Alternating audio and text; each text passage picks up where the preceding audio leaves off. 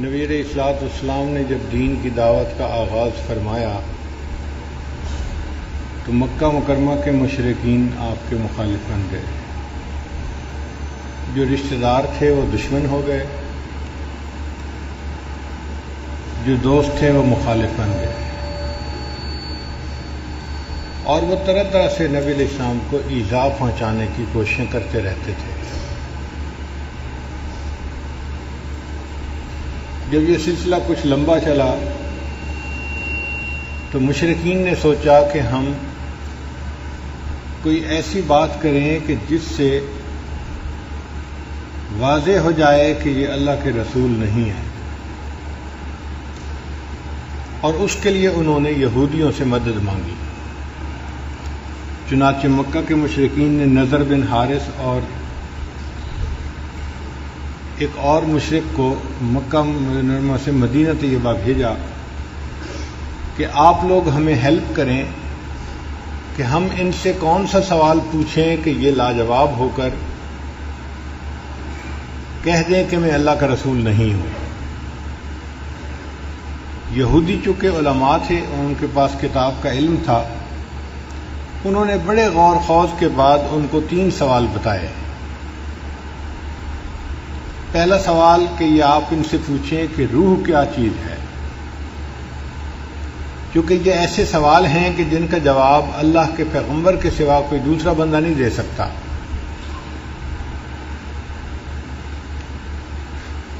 دوسرا سوال انہوں نے پوچھا کہ وہ کون سے نوجوان تھے جنہوں نے غار میں پناہ لی، ان کا واقعہ کیا ہے، اس کی تفصیلات کیا ہیں. مشرکین کو تو اس واقعے کا پتہ ہی نہیں تھا. پہلی کتابوں میں اس کا تذکرہ تھا تو یہودیوں کو معلوم تھا.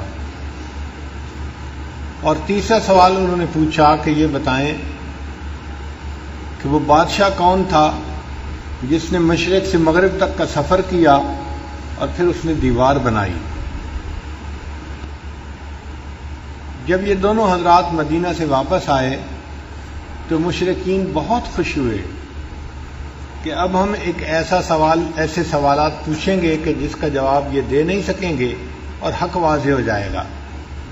یہودیوں نے انہیں کہا تھا کہ اگر یہ اس کا جواب صحیح دے دیں گے تو یہ اللہ کے رسول ہیں، اور اگر یہ جواب نہ دے سکیں گے تو پھر تم انہیں قتل کر دینا، یہ واجب القتل ہے. چنانچہ مشرکین نبی علیہ السلام کی خدمت میں حاضر ہوئے اور انہوں نے 3 سوال پوچھے. نبی علیہ الصلوۃ والسلام نے وعدہ فرما لیا کہ میں اس کا جواب دے دوں گا، مگر اللہ کے حبیب صلی اللہ علیہ وسلم نے انشاءاللہ کا لفظ ساتھ نہ کہا. دل میں گمان تھا کہ اللہ تعالیٰ مہربانی فرمائیں گے اور جبریل علیہ السلام اس کا جواب لے کر آئیں گے اور میں ان کو بتا دوں گا. اب انتظار کرتے کرتے 15 دن گزر گئے اور وحی نہیں اتری.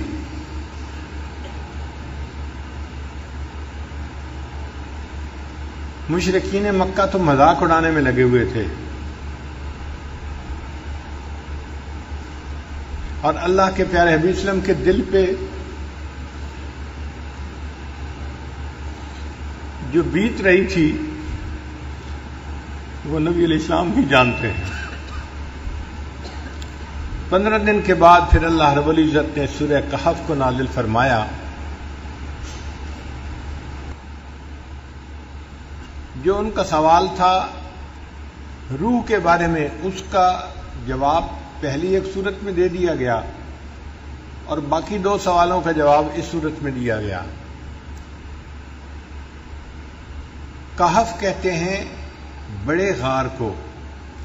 کئی ایسی جگہیں ہوتی ہیں کہ جن کے ارد گرد 4 دیواری ہوتی ہے یا اونچائی ہوتی ہے، جگہیں کھلی ہوتی ہیں مگر باہر کی دنیا سے وہ چھپی ہوئی ہوتی ہیں. تو بڑی جگہ ہوگی تو اس کو کہف کہیں گے، اور اگر چھوٹی جگہ ہوگی تو اس کو غار کہیں گے. غار تو ہم جانتے ہی ہیں، چھوٹی جگہ ہوتی ہے، چھپی ہوئی ہوتی ہے. کہف یہ آپ سمجھ لیں کہ بڑے غار کو کہف کہتے ہیں. چنانچہ اس صورت میں اللہ رب العزت نے کچھ ایسے نوجوانوں کا تذکرہ کیا جنہوں نے اپنا ایمان بچانے کے لیے اپنے گھر وطن کو چھوڑا اور ایک کہف کے اندر انہوں نے پناہ لی۔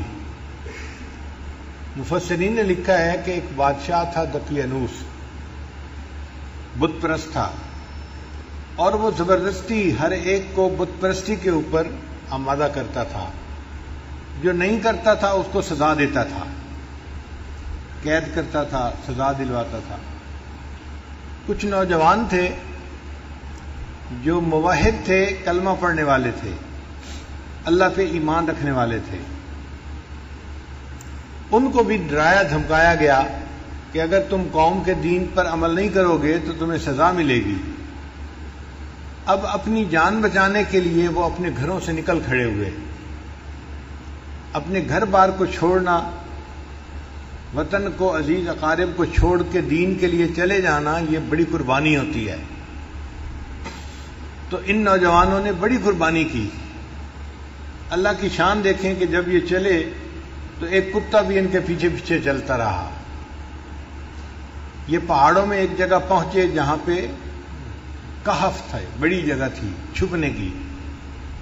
یہ وہاں گئے اور وہاں جا کر اللہ نے ان کو سلا دیا، نیند آ گئی، اور یہ وہاں پر سوئے رہے حتیٰ کہ 300 سال سے زیادہ تک وہاں سوئے رہے۔ اللہ تعالیٰ اپنی قدرت سے ان کی کروٹیں بدلتے رہے، اور کتا اس کہف کے دروازے کے اوپر بیٹھ کے پہرا دیتا رہا۔ 310 سال گزرنے کے بعد پھر ان کی آنکھ کھلی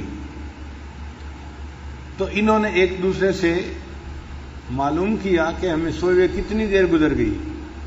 انہیں یوں لگ رہا تھا کہ ایک دن گزرا ہے یا دن کا کچھ حصہ گزرا ہے، لیکن یہ نہیں جانتے تھے کہ 300 سال گزر گئے ہیں۔ پھر انہوں نے کہا کہ اچھا بھوک لگی ہے تو ہم میں سے ایک بندہ چلا جائے اور شہر سے جا کے کھانا لے کے آئے۔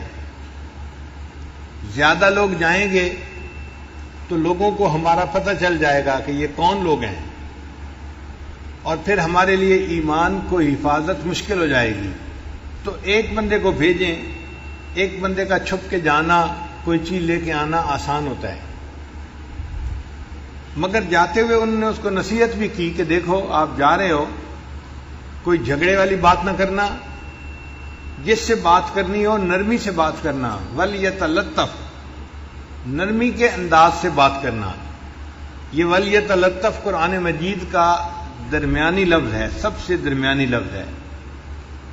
یعنی اگر کوئی بندہ قرآن مجید کے درمیانی مقصد کو معلوم کرنا چاہے تو وہ یہ ہے کہ انسان کو چاہیے کہ وہ نرم خوئی اختیار کرے۔ یہ جو سخت گیر لوگ ہوتے ہیں نا، سخت مزاج والے، شریعت کی نظر میں اچھے لوگ نہیں ہوتے۔ اچھے لوگ وہ ہوتے ہیں جن کو اللہ نرم خوئی عطا فرماتے ہیں، دل کے نرم ہوتے ہیں، طبیعت کے نرم ہوتے ہیں، یہ اللہ کو پسندیدہ ہوتے ہیں۔ اور پھر انہوں نے یہ کہا کہ بھئی جانا تو حلال کھانا لے کے آنا۔ اس بات کو دیکھنا کہ ایھا ازکا طعاما، کون سا کھانا زیادہ پاکیزہ ہے، اس لیے کہ ولایت میں دو چیزیں بڑی اہم ہوتی ہیں، ایک رزق حلال اور دوسرا صدق مقال۔ بات کرے تو انسان سچی بات کرے، اور کھانا کھائے تو پاکیزہ کھانا کھائے۔ جتنا پاکیزہ کھانا ہوگا اتنا دل جلدی منور ہوگا، اور جو بندہ کھانے کی احتیاط نہ کرے وہ اپنی کی ہوئی محنت کو ضائع کر بیٹھتا ہے۔ ہمارے سلسلہ عالیہ نقشبندیہ کے بزرگ تھے حضرت خواجہ غلام علی دہلوی رحمۃ اللہ علیہ۔ وہ فرماتے ہیں کہ ایک مرتبہ میں نے کسی جگہ پر کھانا کھا لیا، اور وہ کھانا مشتبہ تھا، حرام نہیں تھا، شبہ تھا اس میں، اور اس کی وجہ سے میری ساری کیفیات زائل ہو گئی۔ میں نے آ کے اپنے شیخ حضرت مرزا مظہر جانا رحمۃ اللہ علیہ کو بتایا کہ حضرت میں نے تو ایک جگہ لقمہ کھا لیا اور میری کیفیت چلی گئی۔ حضرت نے فرمایا کہ آپ استغفار کرو اور روزانہ میرے پاس آؤ تاکہ میں تمہارے اوپر توجہ ڈالوں۔ فرماتے ہیں 40 دن مرزا مظہر جانا رحمت اللہ علیہ نے جب توجہ ڈالی تب جا کر میری کیفیتیں واپس آئیں. ایک مشتبہ لقمہ کھانے سے کیفیتیں چلی گئیں اور 40 دن شیخ کی توجہ کے بعد پھر واپس لوٹی. تو اس لیے کھانے پینے میں احتیاط بڑی ضروری ہوتی ہے. اس لیے کھانے کے فرائض میں سے یہ فرض ہے کہ کھانے والا دیکھے کہ یہ حلال ہے یا نہیں. اور حلال اور حرام دیکھنا تو نسبتاً آسان ہوتا ہے، جو مشتبہ ہوتا ہے وہ اور زیادہ مشکل ہے. ہمارے حضرت مرشد عالم رحمۃ اللہ علیہ کے بڑے صاحبزادے حضرت مولانا عبد الرحمن قاسمی رحمۃ اللہ علیہ واقعہ سنانے لگے کہ ایک مرتبہ حضرت مرشد عالم رحمۃ اللہ علیہ بیرون ملک کے سفر پر گئے ہوئے تھے اور حضرت خواجہ عبد المالک صدیقی رحمۃ اللہ علیہ وہ اسلام آباد تشریف لائے ہوئے تھے اور واپسی پہ وہ چکوال تشریف لے آئے. تو کہنے لگے کہ میں اب گھر میں تھا تو مجھے ہی سارا انتظام کرنا تھا. میں نے حضرت کو بٹھایا اور اماں جی کو بتایا کہ امی حضرت تشریف لائے ہیں، آپ کھانا بنا دیجئے. اور جب کھانے کا وقت آیا تو میں نے کھانا لے کے دسترخوان کے اوپر لگایا اور حضرت صدیقی رحمۃ اللہ علیہ سے عرض کیا کہ حضرت آپ کھانا کھائیے. حضرت دسترخوان پہ تو بیٹھے رہے لیکن کھانا نہیں کھایا. جب میں نے دوسری تیسری دفعہ کہا کہ حضرت کھانا کھائیں تو حضرت نے میری طرف دیکھ کر مجھ سے کہا کہ تمہارے گھر میں یہ سور کیسے داخل ہوا؟ تمہارے گھر میں یہ سور کیسے داخل ہوا؟ کہنے لگے میرے تو چکے چھوٹ گئے، پسینہ آ گیا کہ حضرت کیا فرما رہے ہیں کہ تمہارے گھر میں یہ سور کیسے داخل ہوا؟ میں گھر آیا اور میں نے اماں جی سے کہا کہ اماں جی حضرت کھانا نہیں کھا رہے اور فرما رہے ہیں کہ تمہارے گھر میں یہ سور کیسے داخل ہوا؟ کہنے لگے کہ اماں جی نے سر پکڑ لیا اور کہنے لگی اوہو مجھ سے بڑی غلطی ہوئی، میں ہمیشہ حضرت کا کھانا اپنے گھر سے بنایا کرتی تھی. یہ میری جو پڑوسن عورت ہے یہ مدتوں سے مجھے کہہ رہی تھی کہ تمہارے شیخ جب آئیں گے تو ان کا کھانا ایک وقت کا میں بناؤں گی. تو پڑوس کا لحاظ کرتے ہوئے میں نے اسے کہہ دیا تھا کہ حضرت آئے ہیں کھانا آپ بنا دو. یہ کھانا ہمارے گھر کا نہیں پکا ہوا، یہ پڑوسی کے گھر کا پکا ہوا ہے. صاحبزادہ صاحب کہنے لگے کہ میں نے سوچا کہ وہ تو اسکول ماسٹر تھے تو ان کا حرام کا مال کیسے ہو گیا؟ وہ تو ڈیوٹی دیتے ہیں اور تنخواہ کا پیسہ لیتے ہیں، حرام کا پیسہ تو نہیں. کہنے لگے جب تحقیق کی تو پتہ چلا کہ وہ اپنی تنخواہ بینک میں رکھتے تھے اور بینک میں رکھنے کی وجہ سے اس میں سود کے کچھ پیسے شامل ہو جاتے تھے. وہ جو حلال مال کے اندر سود کے تھوڑے سے پیسے شامل ہو جاتے تھے اس کی وجہ سے پورا مال جو ہے حرام بن گیا تھا. اور حضرت صدیقی رحمۃ اللہ نے کشف کی نظر سے پہچان لیا اور فرمایا کہ بتاؤ تمہارے گھر کے اندر یہ سور کیسے داخل ہوا؟ پھر اماں جی نے اپنے گھر سے آٹا لیا اور کھانا بنایا اور حضرت صدیقی رحمۃ اللہ نے پھر کھانا نوش فرمایا. اس لیے ولایت کے میدان میں دو چیزیں بڑی اہم ہیں، رزق حلال اور صدق مقال. انسان بات کرے تو سچ بات کرے، جھوٹ سے بچے. اور دوسری بات کہ انسان کھانا کھائے تو حلال کھائے، کیونکہ اگر حرام کھانا ہوگا تو حدیث مطابق حدیث پاک میں آتا ہے کہ اس بندے کی دعا قبول نہیں کی جاتی. حدیث مبارکہ میں ہے کہ رو رو کے بندہ دعا مانگ رہا ہے، بیت اللہ سے لپٹ کے دعا مانگ رہا ہے، حالانکہ اس کا لباس حرام کا، اس کا کھانا حرام کا. اس بندے کی دعا کیسے قبول ہو سکتی ہے؟ ہماری دعاؤں کی قبولیت کے نہ ہونے کی بنیادی وجہ مال کا پوری طرح حلال نہ ہونا. اس پہ بہت دھیان رکھنا چاہیے اور جو چیز منہ میں ڈالیں اس سے پہلے 100 دفعہ سوچنا چاہیے کہ یہ حلال ہے یا نہیں. ہمارے اسلاف تو کھانا کھانے سے پہلے 7 جگہوں تک دیکھتے تھے کہ اس چیز کی بے ٹھیک ہوئی ہے یا نہیں ہوئی. احوال الصادقین میں علامہ عبد الوہاب شیرانی رحمۃ اللہ فرماتے ہیں کہ وہ 7 ہاتھ تک دیکھتے تھے کہ اس چیز کی بے ٹھیک ہوئی ہے یا نہیں ہوئی.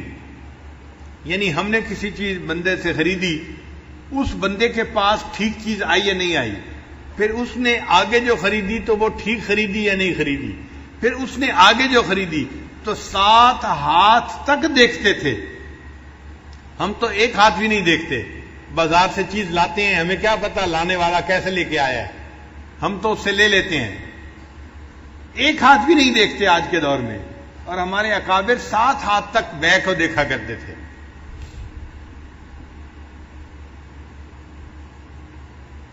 حضرت مرزا مظہر جان جانا رحمۃ اللہ کے پاس ایک بندہ انگور لے کے آیا. حضرت انگور کھا لیجئے. تو حضرت نے انکار فرمایا. اس نے پھر کہا حضرت انگور کھا لیجئے. حضرت نے خاموشی اختیار کی. اس نے پھر تیسری مرتبہ کہا حضرت انگور کھا لیجئے، میں آپ کے لیے لایا ہوں. تو حضرت نے فرمایا یہ انگور میں کیسے کھاؤں، مجھے اس میں سے مردوں کی بو آ رہی ہے. میں انگور کیسے کھاؤں، مجھے اس میں سے مردوں کی بو آ رہی ہے. وہ بندہ بڑا حیران ہوا کہ مردوں کی بو اس میں سے کیسے آئی، میں تو حلال مال سے یہ انگور لے کے آیا ہوں. چنانچہ وہ اس دکاندار کے پاس گیا جس سے اس نے انگور خریدے تھے اور اس کو کہا کہ بھائی میں آپ سے انگور خرید کے گیا تھا، ایک اللہ والے کو پیش کیے، انہوں نے کہا میں کیسے کھا سکتا ہوں، اس میں تو مردوں کی بو آتی ہے. اس نے کہا کہ بھائی ایک بندہ میرے پاس آیا تھا اور میں نے اس سے خرید لیے تھے اور وہ مجھے کہہ کے گیا کہ اور بھی میرے پاس انگور لگے ہوئے ہیں، میں آئندہ بھی آپ کو لا کے بیچا کروں گا، تو جب وہ آئے گا تو میں اس سے پوچھوں گا. چنانچہ اگلے دن جب وہ انگور بیچنے والا آیا تو دکاندار نے اس سے پوچھا کہ تم یہ انگور لائے کہاں سے. اس بندے نے بتایا کہ قبرستان کی ایک جگہ تھی جس کو اس نے اپنی زمین کے طور پہ بنا لیا تھا، یعنی قبروں کے نشان مٹ گئے اور اس نے اپنی زمین ذاتی بنا لیا، اس پہ اس نے انگور کی بیلیں لگائی تھیں اور وہاں پہ یہ انگور اگے ہوئے تھے. اور اس جگہ کے انگوروں کو دیکھ کے مرزا مظہر جان رحمۃ اللہ نے پہچان لیا کہ اس میں سے مردوں کی بو آ رہی ہے، کیونکہ وہ قبرستان کے اندر لگائے گئے تھے. تو ہمارے اکابر 7 ہاتھ تک مال کو دیکھا کرتے تھے اور آج کے سالکین ایک ہاتھ بھی نہیں دیکھتے. ہم یہ کہتے ہیں کہ چلو بھائی زیادہ اور تحقیق نہیں کر سکتے نہ کرو، لیکن اتنا تو کہو کہ جہاں سے لے رہے ہیں کم از کم وہ دینے والا بھی تو ٹھیک بندہ ہونا.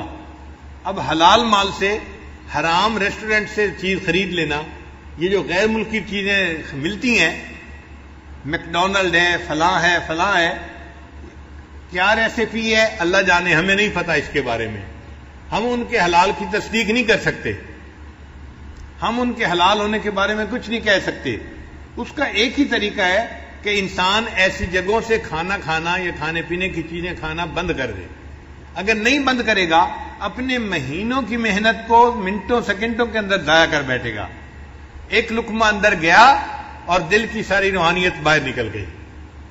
اس لیے رزق حلال ولایت کے راستے میں بہت اہمیت رکھتا ہے. وہ آدمی جس کے ذمے کھانا لانا لگایا گیا وہ شہر میں گیا تو ایک جگہ اس کو کھانے کی دکان ملی، اس نے کھانا خریدا. اب جب پیسے دینے کا وقت آیا تو اس وقت سکے ہوتے تھے، چاندی کے سکے. اس کے پاس جو اپنے وقت کے سکے تھے اس نے نکال کے دیے تو دکاندار حیران ہو گیا کہ یہ کرنسی تو نہیں ہے یہاں کی، وہ کرنسی تو 300 سال پہلے کی تھی اور یہ بندہ اب اس کو دے رہا تھا. اچھا دینے والے کو بھی پتہ نہیں تھا کہ 300 سال کا عرصہ گزر چکا ہے. وہ سمجھا تھا ہم کل ہی تو گھر سے آئے ہیں اور یہ نقدی تو چلتی ہے، اس کو میں دے رہا ہوں. اس نے پوچھا بھائی تمہیں یہ ملی کہاں سے، کوئی خزانہ ملا ہے؟ اس نے کہا نہیں. اس نے کہا پھر کیسے ملی؟ اب اس کو بتانا پڑ گیا کہ جی ہم تو گھر سے نکلے تھے اور ایک جگہ پہنچے، وہاں تھوڑی دیر سوئے، کھانا لینے آیا اور میں آپ کے پاس یہ پیسے لے کے آیا ہوں. آپ کہتے ہیں یہ تو بڑے پرانے ہیں. اس دکاندار نے لوگوں کو بتایا تو لوگ جو تھے وہ سارے اس کے ساتھ گئے اور انہوں نے جا کے اس جگہ کو دیکھا. تو اس طرح اصحاب کہف کا پتہ چل گیا. اللہ کی شان کے جو کھانا لے کے گیا، یہ جب واپس گیا تو یہ گیا، اس کو بھی پھر نیند آ گئی، یہ بھی وہاں جا کے سو گیا. اللہ تعالیٰ اپنی قدرت دکھانا چاہتے تھے کہ لوگوں تم سمجھتے ہو کہ قیامت کے دن کوئی ہمیں زندہ نہیں کر سکے گا، میں دنیا میں دکھا دیتا ہوں کہ میں جس کو چاہوں 300 سال سلا دوں اور ان 300 سالوں میں اس کا جسم خراب بھی نہ ہو، اور پھر میں اگر اس کو جگانا چاہوں تو میں اس کو جگا کے بھی دکھا دیتا ہوں. تو سلانا اور جگانا یہ میرے اختیار میں ہے، موت دینا اور پھر قیامت کے دن اس کو کھڑا کرنا یہ میرے اختیار میں ہے۔ اللہ کی شان دیکھیں کہ جب یہ لوگ اٹھے تھے اس وقت جو بادشاہ تھا وہ ایمان والا تھا، وہ اللہ کو ماننے والا تھا۔ ان لوگوں کو پتہ نہیں تھا کہ وہ اللہ کو ماننے والا ہے اور وہ بھی نیک آدمی ہے، اور پوری قوم جو تھی اس وقت ایمان والی بن چکی تھی۔ جب مرے تھے تو قوم کافر تھی، جب 300 سال کے بعد جاگے تو اللہ نے حالات بدل دیے تھے، پوری قوم مسلمان مومن بن چکی تھی۔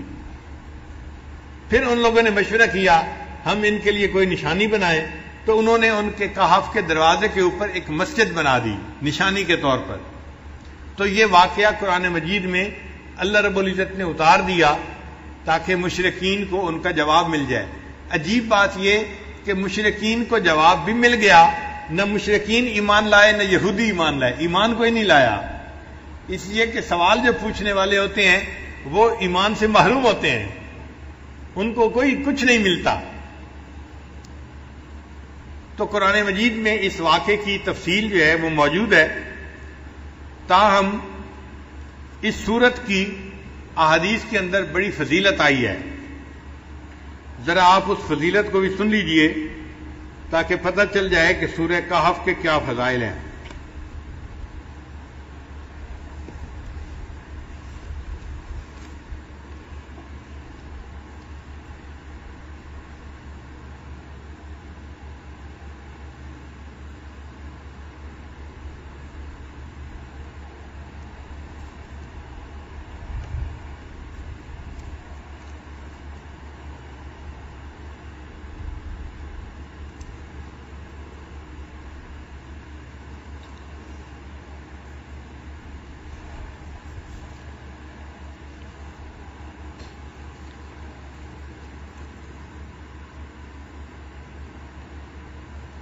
بعض صورتوں کے خاص خاص فضائل احادیث میں وارد ہوئے ہیں، جیسے سورہ فاتحہ، سورہ بقرہ، سورہ آل عمران، سورہ کہف، سورہ ملک، سورہ کافرون، الاخلاص اور معوذتین۔ حضرت برار رضی اللہ عنہ روایت کرتے ہیں ایک صحابی تھے جو اپنے گھر میں سورہ کہف کی تلاوت اونچی کر رہے تھے۔ ان کے گھر کا صحن چھوٹا تھا، گھوڑا بھی بندھا ہوا تھا اور چارپائی کے اوپر ان کا بیٹا بھی لیٹا ہوا تھا، سویا ہوا تھا۔ اب ان کا دل چاہتا تھا کہ وہ اونچی تلاوت کریں، جہر سے تلاوت کریں۔ جب وہ جہر سے تلاوت کرتے تو گھوڑا بدکتا تھا اور ان کو ڈر ہوتا یہ گھوڑا کہیں میرے بیٹے کو لات نہ مار دے، تو وہ آہستہ پڑھتے تو گھوڑا بھی پرسکون ہو جاتا۔ پھر طبیعت میں جوش آتا، شوق اٹھتا، پھر دل چاہتا کہ اونچا پڑھیں، پھر گھوڑا بدکنے لگ جاتا۔ یہی ساری رات ہوتا رہا۔ جب صبح کا وقت ہوا انہوں نے دعا کے لیے ہاتھ اٹھائے تو انہوں نے دیکھا کہ کچھ بادل سے ہیں جن کے اندر روشنیاں ہیں، اور یہ روشنیاں ان کے سر سے دور آسمان کی طرف جا رہی ہیں۔ پھر وہ نبی علیہ السلام کی خدمت میں حاضر ہوئے، فذکر ذلک للنبی صلی اللہ علیہ وسلم، انہوں نے نبی علیہ السلام کے سامنے یہ پوری رات کا قصہ بتایا تو نبی علیہ السلام نے فرمایا کہ یہ اللہ تعالیٰ کے فرشتے تھے جو تمہارے قرآن کی تلاوت سننے کے لیے تمہارے قریب آ گئے تھے۔ اگر تم تلاوت کرتے رہتے تو مدینے کے لوگ اپنی آنکھوں سے اللہ کے فرشتوں کو دیکھ لیتے۔ تو سورہ کہف کی تلاوت سننے کے لیے اللہ کے فرشتے آسمانوں سے نیچے اتر پڑے۔ ابو درداء رضی اللہ عنہ روایت کرتے ہیں من حافظ 10 آیات من اول سورۃ الکہف، کہ جس بندے نے سورہ کہف کی پہلی 10 آیات کو یاد کر لیا، اسما من فتنۃ الدجال، اللہ تعالیٰ اس کو دجال کے فتنے سے محفوظ فرما لیں گے۔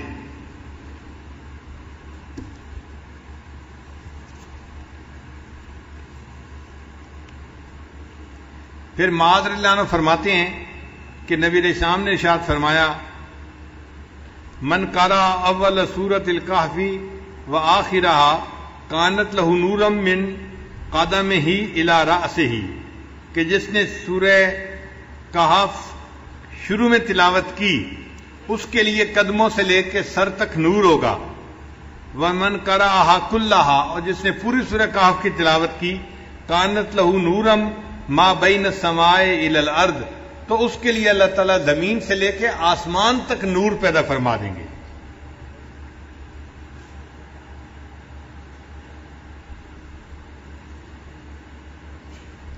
سیدہ صدیقہ لانا فرماتی ہیں من قرأ من سورۃ الکہف 10 آیات، جس نے سورہ کہف میں سے 10 آیات پڑھیں عند منامہ، سونے سے پہلے، اسم من فتنۃ الدجال، اللہ تعالیٰ اس کو دجال کے فتنے سے محفوظ فرمائیں گے. ابن عباس لانا فرماتے ہیں کہ نبی علیہ السلام نے ارشاد فرمایا سورۃ الکہف تدعی فی التوراۃ حائل، کہ سورہ کہف کا نام تورات کے اندر حائل تھا. حائلہ کیا مطلب؟ حائل ہونے والی، یعنی یہ بندے اور قبر کے عذاب کے درمیان حائل ہونے والی صورت ہے، بندے اور شیطان کے درمیان حائل ہونے والی صورت ہے. عبداللہ لانا فرماتے ہیں قال رسول اللہ صلی اللہ علیہ وسلم کہ نبی علیہ الصلوۃ والسلام نے ارشاد فرمایا البیت الذی تقرأ فیہ سورۃ الکہف، وہ گھر جس کے اندر سورہ کہف کی تلاوت کی جاتی ہے، لا يدخلہ شیطان تلک اللیلہ، اس رات شیطان اس گھر کے اندر داخل نہیں ہو سکتا. یعنی جو بندہ رات کو سورہ کہف تلاوت کر لے گا اس گھر کے اندر شیطان رات کو داخل نہیں ہو سکتا. آپ اندازہ لگائیے اس سورت کی کتنی عظمت ہے کہ جس گھر میں رات کو پڑھی جائے شیطان رات کو داخل نہیں ہو سکتا، تو بھئی اگر دن میں پڑھی جائے گی تو دن میں بھی داخل نہیں ہو سکے گا، اور جس گھر کے لوگ پڑھیں گے وہ فتنہ دجال سے محفوظ رہیں گے. اس سورت کو یاد کرنا اور اس کی کثرت سے تلاوت کرنا یہ بہت فائدے کی بات ہے. اسی لیے جمعہ کے دن اس سورت کا پڑھنا اور بھی زیادہ ثواب کا باعث ہے. نبی علیہ السلام نے ارشاد فرمایا کہ سورہ کہف کو جمعہ کے دن تلاوت کیا کرو. تو ہم سورہ کہف کی بھی تلاوت کریں جمعہ کے دن اور اس کو یاد کر کے پڑھنے کی کوشش کریں تاکہ اللہ تعالیٰ ہمیں شیطان سے بھی بچائے اور جو دجال ہے اللہ تعالیٰ اس کے فتنے سے بھی ہمیں محفوظ فرمائے.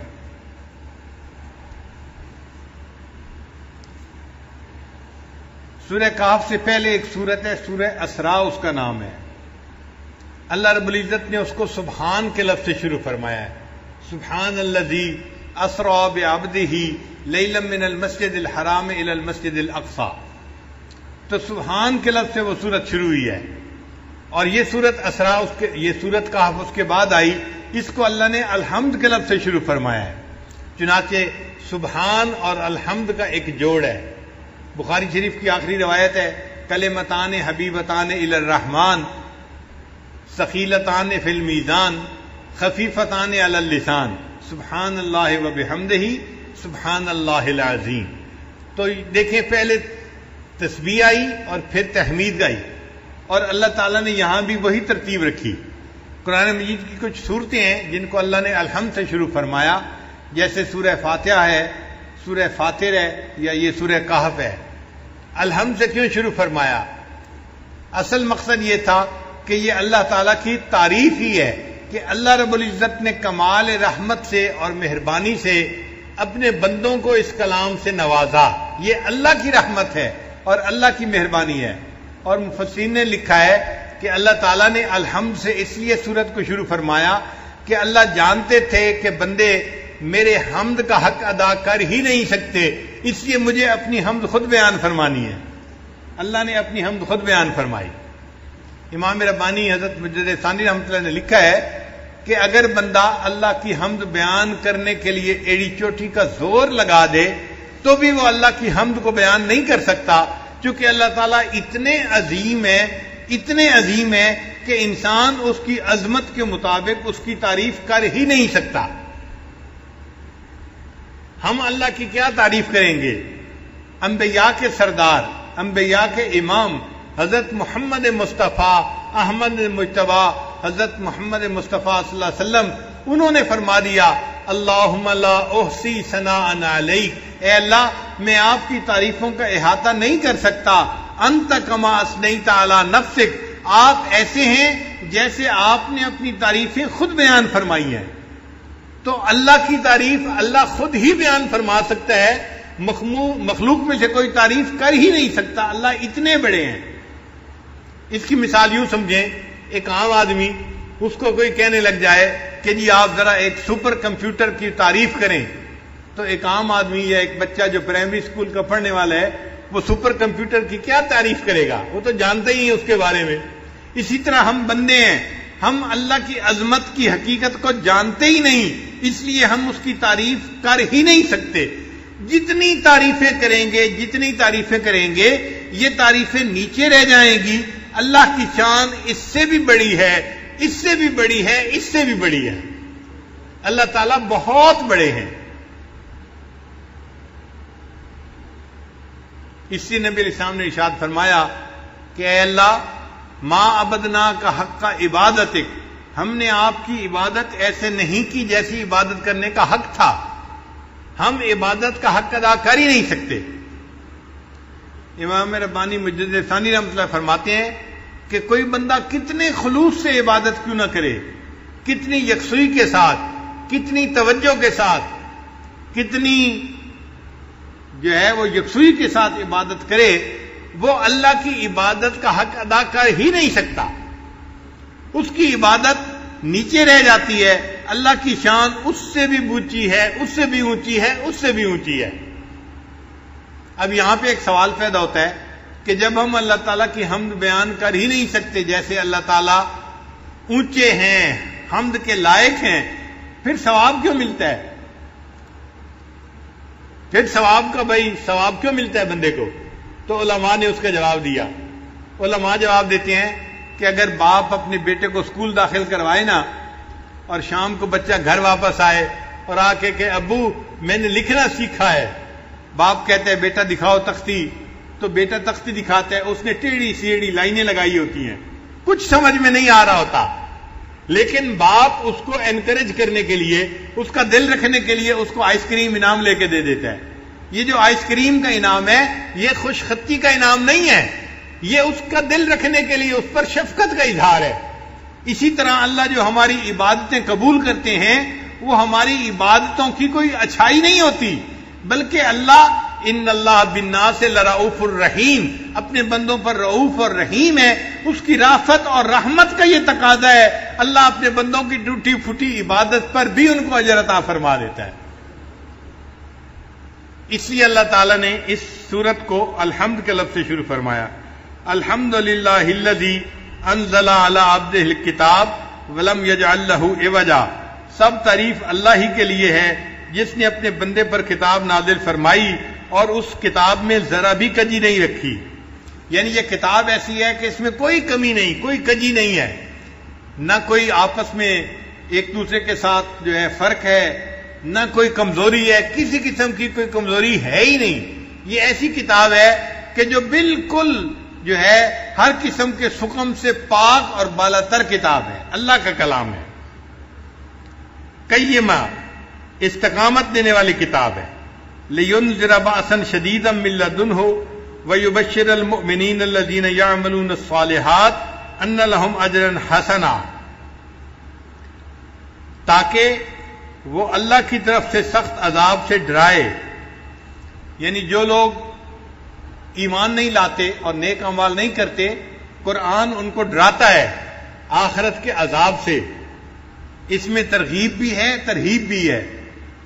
نیک لوگوں کو جنت کی بشارت دی جاتی ہے اور جو بات کو نہیں مانتے ان کو جہنم کی عذاب کے بارے میں بتایا جاتا ہے، تاکہ ڈرائے ان لوگوں کو سخت عذاب سے اور مومنین کو بشارت دے جو نیک عمل کرتے ہیں کہ ان کے لیے اچھا اجر ہے. اچھا اجر کون سا ہے؟ مومنین کے لیے جنت اللہ نے بہترین اجر بنایا ہے. ماکثین فیہ ابدا، وہ اس میں ہمیشہ رہیں گے، جنت میں ہمیشہ ہمیشہ رہیں گے. وَيُنذِرَ الَّذِينَ قَالُوا اتَّخَذَ اللَّهُ وَلَدًا، اور یہ قرآن ڈرائے ان لوگوں کو جنہوں نے کہا کہ اللہ تعالیٰ اولاد رکھتا ہے. بعض ایسے بھی لوگ گزرے ہیں جو کہتے تھے کہ اللہ تعالیٰ کی اولاد ہے. چنانچہ جو مشرکین تھے وہ کہتے تھے کہ جو ملائکہ ہیں وہ اللہ کی بیٹیاں ہیں. ملائکہ کو، فرشتوں کو اللہ کی بیٹیاں کہتے تھے، اور یہود جو تھے وہ عزیر علیہ السلام کو اللہ کا بیٹا کہتے تھے، اور جو عیسائی تھے وہ حضرت عیسیٰ علیہ السلام کو اللہ کا بیٹا کہتے تھے. یعنی یہ تینوں قسم کے لوگ اللہ کی اولاد مانتے تھے. ایک مسلمان ہے جو یقین رکھتے ہیں کہ اے اللہ آپ اولاد سے پاک ہیں. قل هو اللہ احد اللہ الصمد لم یلد ولم یولد ولم یکن لہ کفوا احد. اور اسی لیے اللہ تعالیٰ کو ایمان والوں سے محبت ہے کہ یہ میری عظمت کو جانتے ہیں اور میرے اوپر صحیح ایمان لانے والے بندے ہیں. اللہ تعالیٰ کو اس بات پہ بہت غصہ آتا ہے کہ کوئی ان کے ساتھ اولاد کو جوڑے. فرماتے ہیں ما لہم بہ من علم ولا لآبائہم، اس کے بارے میں کچھ بھی علم نہیں ہے ان لوگوں کو اور نہ ان کے باپ دادوں کو. یعنی یہ بھی جاہل ہیں اور ان کے باپ دادا جو کہتے تھے نا کہ اللہ کی اولاد ہے وہ بھی جاہل ہیں. اس لیے کہ سانپ کا بیٹا سانپ ہی ہوتا ہے. یہ جاہل تھے، انہوں نے اولاد جنی تو وہ بھی جاہل ہی نکلی، اور ان کی اولاد نے بھی کہا کہ اللہ تعالیٰ کا بیٹا ہے. اللہ فرماتے ہیں کبرت کلمۃ تخرج من افواہہم، کہ بڑے بول ہیں جو ان کے منہوں سے نکل رہا ہے. ان یقولون الا کذبا، یہ نہیں بولتے مگر جھوٹ، یہ جھوٹ بات کر رہے ہیں.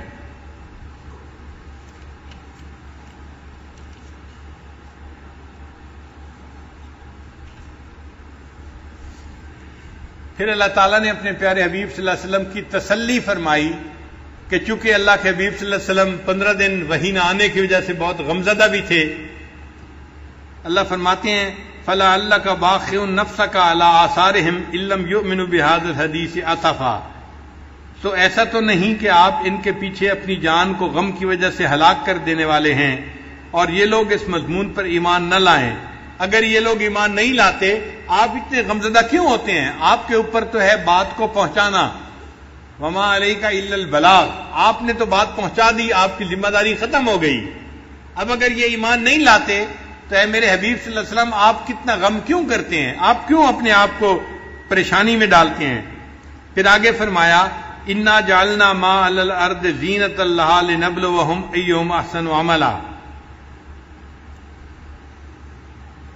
بلا شبہ زمین پر جو کچھ ہے ہم نے اس کے لیے زینت بنایا ہے تاکہ ہم آزمائیں کہ ان لوگوں میں سے کون اچھا عمل کرتا ہے. زمین کے اوپر جو کچھ بھی ہے وہ سب کا سب ہمارے لیے امتحان ہے. زمین کی زیب و زینت بھی امتحان ہے، زمین کے اوپر مال وہ بھی امتحان ہے، زمین کے اوپر جمال وہ بھی امتحان ہے. ہر چیز ہمارے لیے امتحان ہے، اور اللہ تعالیٰ نے یہ اس لیے امتحان بنایا کہ وہ دیکھنا چاہتے ہیں کہ کون ہیں جو نیک عمل کرنے والے ہیں.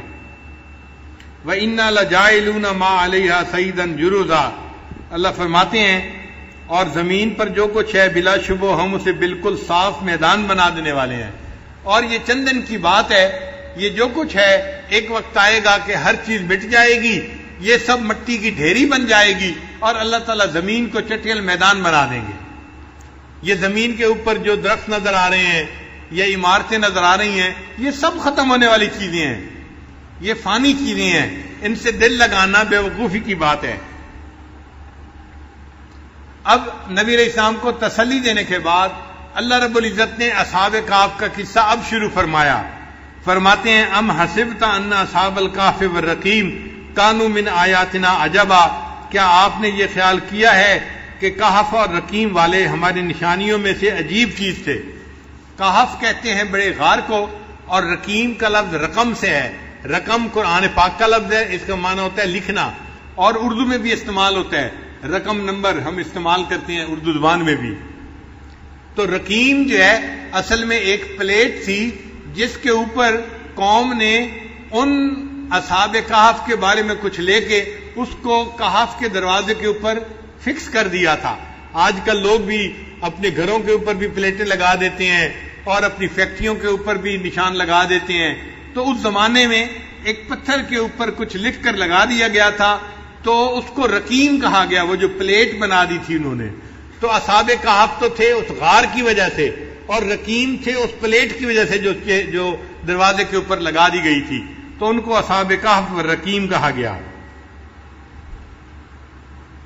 اللہ فرماتے ہیں اذ اول فتیۃ الی الکہف فقالوا ربنا آتنا من لدنک رحمتا وہیئ لنا من امرنا رشدا، کہ جب جوانوں نے غار میں ٹھکانہ پکڑا تو انہوں نے کہا اے ہمارے رب اپنے پاس سے ہمیں رحمت عطا فرما اور ہمارے لیے ہمارے کام میں اچھی صورتحال مہیا فرما۔ قرآن مجید کی یہ خوبی ہے کہ وہ جب کوئی قصہ بیان کرتا ہے تو اس کی جزیات کے اندر نہیں جاتا، چونکہ وہ بے فائدہ ہوتا ہے، کام کی بات سے کام رکھتا ہے، جو اصل مقصود ہے وہ پہنچا دیتا ہے اور اس سے مقصد پورا ہو جاتا ہے۔ تو قرآن مجید نے یہ نہیں کہا کون سا زمانہ تھا، کون سا بادشاہ تھا اور کیا واقعہ پیش آیا، اتنا کہا کہ وہ چند نوجوان تھے جو غار کے اندر داخل ہوئے اس لیے کہ وہ اپنے ایمان کو بچانا چاہتے تھے، اور انہوں نے دعا مانگی ربنا آتنا من لدنک رحمتا وہیئ لنا من امرنا رشدا، اے اللہ، اے ہمارے رب ہمیں اپنے پاس سے رحمت عطا فرما اور ہمارے لیے ہمارے کام میں اچھی صورتحال مہیا فرما۔ بس اتنی بات بتائی اور بات کو مکمل کر دیا۔ پھر جب وہ کہف کے اندر آ گئے، اللہ فرماتے ہیں فَضَرَبْنَا عَلَىٰ آذَانِهِمْ فِي الْكَهْفِ سِنِينَ عَدَدًا، سو ہم نے ان کے کانوں پر سال ہا سال تک پردہ ڈال دیا، پھر ہم نے انہیں اٹھایا۔ جب انسان سوتا ہے نا تو اس کے کانوں کے اوپر پردہ آ جاتا ہے۔ نیند کا تعلق دو چیزوں کے ساتھ ہے، ایک آنکھوں کے ساتھ ہے اور ایک کانوں کے ساتھ ہے۔ اگر کانوں میں آواز چلی جائے تو بھی نیند ڈسٹرب ہو جاتی ہے، اگر آنکھوں کے آگے روشنی آ جائے تو بھی نیند ڈسٹرب ہو جاتی ہے۔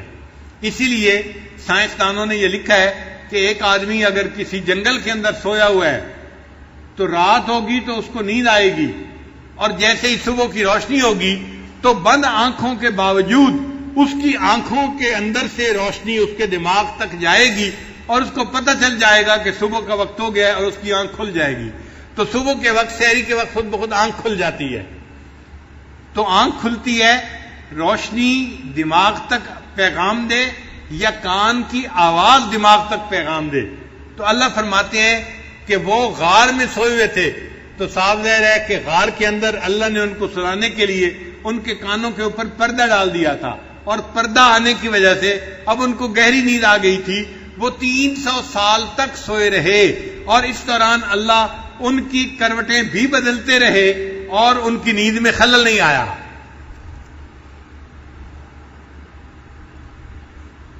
ثم بعثناہم، پھر ہم نے انہیں اٹھایا، جگایا کہ ہم جان لیں لنعلم ای الحزبین احصی لما لبثوا امدا، کہ دونوں گروہ میں سے کون سا گروہ ان کے ٹھہرنے کی مدت کو ٹھیک طرح سے شمار کرنے والا ہے۔ یعنی کیا ان کو خود پتا ہے کہ یہ کتنا سوئے ہیں، یا ان کی قوم کو پتا ہے کہ یہ نوجوان کتنا عرصہ اس کہف کے اندر سوئے رہے ہیں؟ ہم دیکھنا چاہتے تھے کہ کوئی جانتا ہے کہ نہیں اس بات کو۔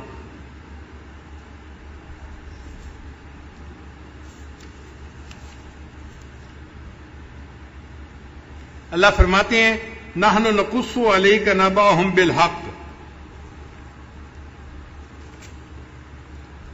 کہ ہم آپ سے ان کا واقعہ بالکل ٹھیک ٹھیک بیان کرتے ہیں۔ انہم فتیۃ آمنوا، بلا شبہ وہ چند نوجوان تھے، بربہم وزدناہم ہدا، جو اپنے رب پر ایمان لائے اور اللہ نے ان کی ہدایت کو اور زیادہ کر دیا۔ قرآن مجید میں نوجوانوں کا تذکرہ اللہ تعالی نے خاص طور پر کیا ہے۔ ایک سیدنا ابراہیم علیہ السلام کا تذکرہ اللہ نے کیا، وہ بھی نوجوان تھے اور اللہ کی توحید پہ قائم تھے، اور انہوں نے بتوں کو توڑ دیا تھا، فجعلہم جزازا، اور ان کے بارے میں لوگ کہتے تھے کہ انا سمعنا فتى یذکرہم یقال لہ ابراہیم، ہم نے ایک نوجوان کے بارے میں سنا ہے وہ ہمارے بتوں کے خلاف باتیں کرتا تھا۔ تو ابراہیم علیہ السلام کے جوانی کا تذکرہ اللہ نے قرآن مجید میں کیا ہے۔ ایک اللہ تعالیٰ نے حضرت یوسف علیہ السلام کی جوانی کا تذکرہ کیا ہے قرآن پاک میں۔ مصر کی عورتوں نے کہا تھا کہ ہم نے سنا ہے کہ جو بادشاہ کی بیوی ہے وہ اپنے جو ہے نوجوان غلام کے اوپر فریفتہ ہو گئی ہے، اس کے لیے بھی فتح کا لفظ استعمال کیا گیا ہے۔ اور ایک اللہ تعالیٰ نے اصحاب کہف کے لیے نوجوانوں کا لفظ استعمال کیا، اور ایک حضرت موسیٰ علیہ السلام کا جو خادم تھا یوشع بن نون، وہ بھی نوجوان تھا، اس کا بھی تذکرہ قرآن مجید میں ہوا۔ تو انہوں نے اپنے غلام سے پوچھا تھا کہ کھانے کی چیز لاؤ، تو اس نے بھی کہا تھا کہ جی وہ تو مچھلی تھی جو دریا میں چلی گئی، اس کے لیے بھی نوجوان کا لفظ استعمال ہوا ہے۔ یہ سب کے سب ایمان والے لوگ، نوجوان لوگ تھے. اور عجیب بات ہے کہ نبی علیہ الصلوۃ والسلام نے جب دنیا میں نبوت کا دعویٰ فرمایا تو اللہ کے حبیب صلی اللہ علیہ وسلم بھی نوجوان تھے، 40 سال عمر تھی. 40 سال کی عمر کا بندہ تو نوجوان ہوتا ہے. اور پھر حضرت ابوبکر صدیق لانو کی عمر 38 سال تھی، 2 سال چھوٹے تھے، وہ بھی نوجوان تھے. حضرت عمر لانو اور چند سال چھوٹے تھے، وہ بھی نوجوان تھے. حضرت عثمان غنی بھی نوجوان تھے. اور حضرت علی لانو تو اور بھی اٹھتی جوانی تھی ان کی. اور ان کے بارے میں تو نبی علیہ الصلوۃ والسلام نے حدیث پاک میں بھی فرمایا کہ لا فتح الا علی، کہ کوئی نوجوان نہیں سوائے علی کے. تو علی کی جوانی کا تذکرہ تو اللہ کے حبیب صلی اللہ علیہ وسلم نے حدیث پاک میں بھی فرمایا ہے. یہ سب نوجوانوں کی جماعت تھی جنہوں نے دین کی بنیاد رکھی، اور اللہ تعالیٰ نے دین اسلام کی آبیاری ان نوجوانوں سے کروائی. ہمیشہ جب بھی دنیا میں کوئی انقلاب آتا ہے اس کے پیچھے نوجوان ہی ہوتے ہیں. تو یاد رکھیے گا، نوجوانوں کا جوش اور بوڑھوں کا ہوش. نوجوانوں کا جوش اور بوڑھوں کا ہوش. بوڑھوں میں عقل مندی ہوتی ہے، ان کا دماغ کام کرتا ہے، وہ صحیح فیصلے کر پاتے ہیں، اس لیے وہ صحیح جو ہے ڈیسیژن لیتے ہیں. تو بوڑھوں کا ہوش ضروری ہے، اور پھر کام کو کرنے کے لیے نوجوانوں کا جوش بھی ضروری ہے تاکہ کام اپنے پایہ تکمیل تک پہنچ جائے. تو یہ چند نوجوان تھے جن کا تذکرہ قرآن مجید نے کیا کہ یہ اپنے ایمان بچانے کے لیے غار کے اندر چلے گئے تھے. اللہ فرماتے ہیں وَرَبَطْنَا عَلَىٰ قُلُوبِهِمْ، ہم نے ان کے دلوں کو مضبوط کر دیا. اذ قاموا، جب وہ سونے کے بعد اٹھے، فقالوا، جب وہ کھڑے ہوئے، فقالوا، اور کہنے لگے ربنا رب السماوات والارض، ہمارا رب تو وہ ہے جو آسمان اور زمین کا رب ہے. لن ندعو من دونہ الہا لقد قلنا اذا شططا، ہم اس کے علاوہ کسی کو معبود نہیں بنائیں گے، اس صورت میں تو ہم یقینی طور پر بڑی زیادتی کرنے والے ہو جائیں گے. یعنی قوم کہتی تھی نا کہ تم بھی بتوں کو پوجو، تو وہ کہتے تھے کہ ہم بتوں کو نہیں پوج سکتے، ہم ایک اللہ کو ہی پوجیں گے. ہؤلاء قوم اتخذوا من دونہ الہ آلہہ، ہماری قوم کے لوگ ہیں جنہوں نے اللہ کے سوا دوسرے معبود بنا لیے ہیں. لولا یاتون علیہم بسلطان بین، کیوں نہیں لے آتے اس پر یہ کھلی ہوئی دلیل. فمن اظلم ممن افترى علی اللہ کذبا، سو اس سے بڑھ کر کون ظالم ہوگا جو اللہ تعالیٰ پر جھوٹی تہمت لگائے. وَإِذِ اعْتَزَلْتُمُوهُمْ، اور جب تم ان لوگوں سے اور ان کے معبودوں سے جدا ہو گئے. وَمَا يَعْبُدُونَ إِلَّا اللَّهَ فَآوُوا إِلَى الْكَهْفِ، تو جو اللہ کے سوا ہیں تو غار کی طرف پناہ لے لو. ینشر لکم ربکم من رحمتہ، تمہارا رب تم پر اپنی رحمت پھیلا دے گا. ویہیئ لکم من امرکم مرفقا، اور تمہارے مقصد میں اللہ تعالیٰ آسانی پیدا فرما دے گا. تو دیکھیں اللہ تعالیٰ نے ان کے ایمان کو بھی بچا لیا اور ان کو ایسے وقت میں جگایا کہ جب پوری قوم ایمان والی قوم بن گئی تھی. وہ کبھی سوچ بھی نہیں سکتے تھے ہم ایسا وقت بھی آنکھوں سے دیکھیں گے کہ پوری قوم جو بت پرست ہے وہ پھر ایمان والی قوم بن جائے گی.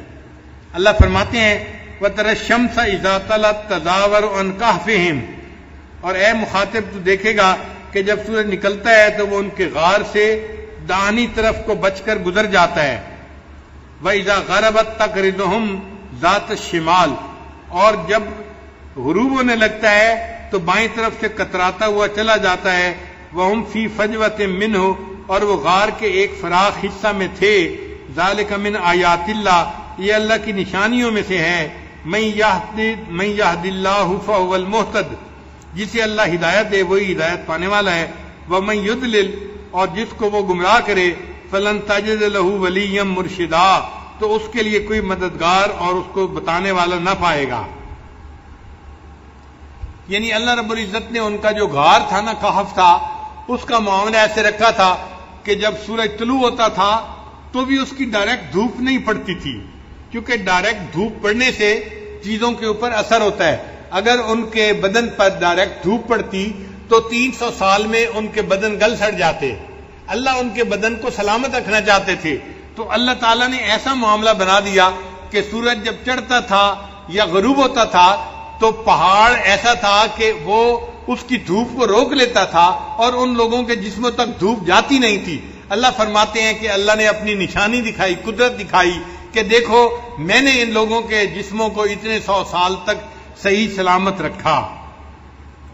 وَتَحْسَبُهُمْ أَيْقَاظًا وَهُمْ رُقُودٌ، اور اے مخاطب تو ان کو دیکھتا تو خیال کرتا کہ وہ جاگ رہے ہیں حالانکہ وہ سوئے ہوئے تھے. وَنُقَلِّبُهُمْ ذَاتَ الْيَمِينِ وَذَاتِ الشِّمَالِ، اور ہم انہیں دائیں کروٹ پر اور بائیں کروٹ پر بدل دیتے تھے. وَكَلْبُهُمْ بَاسِطٌ ذِرَاعَيْهِ بِالْوَسِيدِ، اور ان کا کتا دہانے کے اوپر یعنی غار کا جو دروازہ تھا اس کے اوپر اپنے ہاتھ بچھائے ہوئے بیٹھا تھا. یعنی کتا جب بیٹھتا ہے نا تو اپنے دونوں ہاتھ زمین پر یوں رکھ لیتا ہے. تو کتا اس طرح سے بیٹھا ہوا تھا کہ اگر دینے والا دیکھتا تو وہ یوں محسوس کرتا کہ کچھ لوگ ہیں جو لیٹے ہوئے ہیں، جاگ رہے ہیں، اور کتا ان کی حفاظت کے لیے بیٹھا ہے، تو دیکھنے والا یقیناً مرعوب ہو جاتا اور وہ دوڑ کے واپس جاتا. اللہ فرماتے ہیں لَوِ اطَّلَعْتَ عَلَيْهِمْ لَوَلَّيْتَ مِنْهُمْ فِرَارًا وَلَمُلِئْتَ مِنْهُمْ رُعْبًا، اگر تو انہیں جھانک کر دیکھ لیتا تو ان کی طرف سے پیٹ پھیر کر بھاگ جاتا اور ان کی وجہ سے تیرے اندر روب بھر جاتا. یعنی ایسا روب والا ماحول تھا کہ دیکھنے والا ڈر جاتا. وَكَذَلِكَ بَعَثْنَاهُمْ لِيَتَسَاءَلُوا بَيْنَهُمْ، اور اس طرح ہم نے انہیں اٹھایا کہ وہ آپس میں سوال کریں. قَالَ قَائِلٌ مِّنْهُمْ كَمْ لَبِثْتُمْ، ان میں سے ایک نے جاگنے کے بعد دوسرے سے پوچھا بھئی ہم کتنی دیر سوئے ہیں. وہ سمجھ رہے تھے کہ چند گھنٹے سوئے ہوں گے یا ایک دن سوئے ہوں گے. قَالُوا لَبِثْنَا يَوْمًا أَوْ بَعْدَ يَوْمٍ، وہ کہنے لگے کہ ایک دن یا ایک دن سے کم حصہ ہم سوئے ہیں.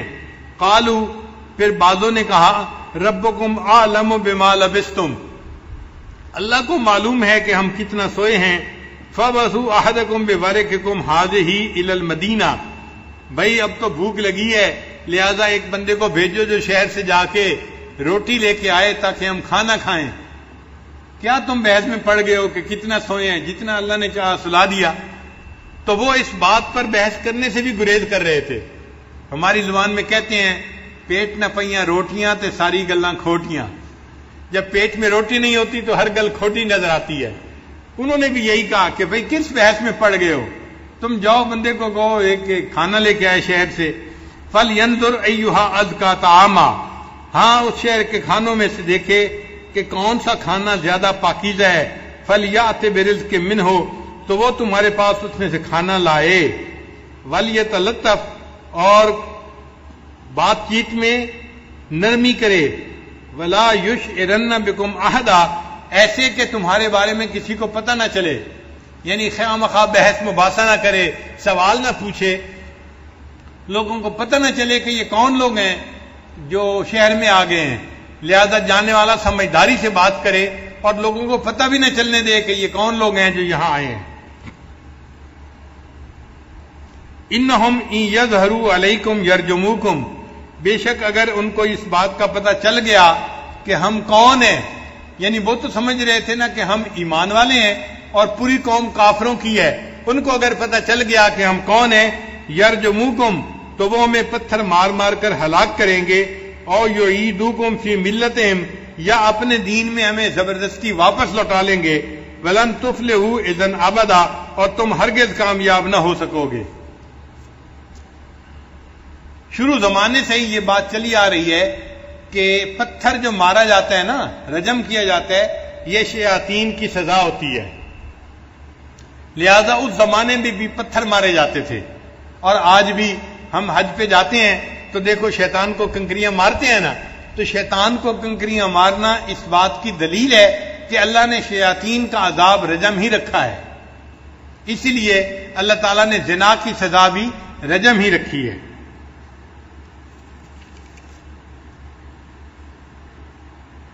وَكَذَلِكَ أَثَرْنَا عَلَيْهِمْ لِيَعْلَمُوا أَنَّ وَعْدَ اللَّهِ حَقٌّ، اور اس طرح ہم نے ان پر مطلع کر دیا تاکہ وہ اس بات کو جان لیں کہ بلا شبہ اللہ کا وعدہ حق ہے کہ قیامت آئے گی اور قیامت میں انسانوں کو اللہ تعالیٰ پھر زندہ فرمائیں گے. وَأَنَّ السَّاعَةَ لَا رَيْبَ فِيهَا، اور قیامت میں آنے میں کوئی شک نہیں ہے.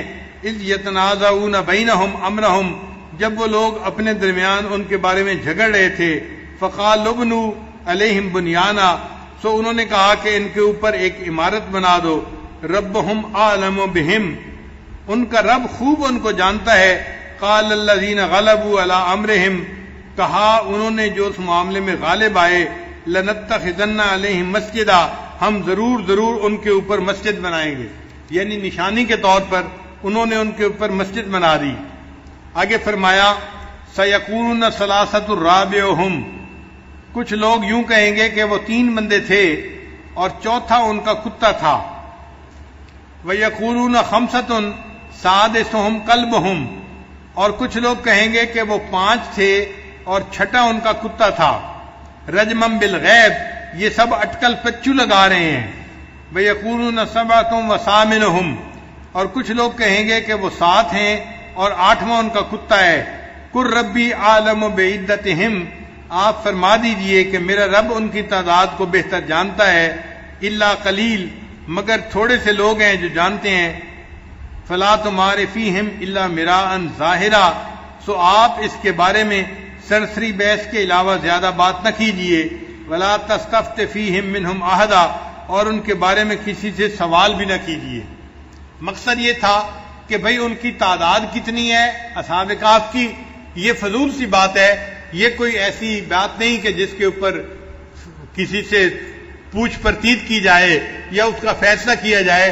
وہ 7 تھے، 5 تھے، 8 تھے، 2 تھے، اللہ ان کی تعداد کو بہتر جانتا ہے۔ بہرحال کچھ نوجوان تھے جنہوں نے غار میں پناہ لی تھی اور اللہ نے ان کے ایمان کو محفوظ کر دیا تھا۔ پھر اتنا واقعہ سنانے کے بعد اللہ تعالیٰ اپنے پیارے حبیب صلی اللہ علیہ وسلم کو سمجھاتے ہیں، فرماتے ہیں وَلَا تَقُولَنَّ لِشَيْءٍ إِنِّي فَاعِلٌ ذَلِكَ غَدًا، اے میرے محبوب صلی اللہ علیہ وسلم کسی چیز کے بارے میں آپ ہرگز یوں نہ کہیں کہ میں اسے کل کروں گا، مگر یہ کہ الا ان یشاء اللہ، کہ اس کے ساتھ اللہ کی مشیت کا ذکر بھی کریں کہ اللہ چاہے گا تو میں کل کروں گا، کیونکہ کرنے والا تو اللہ ہے نا، اختیار تو اللہ کا ہے۔ اللہ تعالیٰ اپنی کبریائی بھی دکھانا چاہتے تھے کہ معاملہ تو میرے ہاتھ میں ہے، جو چاہوں وہ میں کروں گا۔ تو آپ اگر کوئی بات کریں تو کہیں کہ اللہ چاہیں گے تو میں کل کروں گا۔ وَاذْكُرْ رَبَّكَ إِذَا نَسِيتَ، اے میرے محبوب جب آپ بھول جائیں تو اپنے رب کو یاد کریں۔ وَقُلْ عَسَىٰ أَن يَهْدِيَنِ رَبِّي لِأَقْرَبَ مِنْ هَٰذَا رَشَدًا، اور آپ یوں کہہ دیجئے کہ امید ہے میرا رب مجھے وہ بات بتا دے گا جو ہدایت کے اعتبار سے اس سے قریب تر ہے۔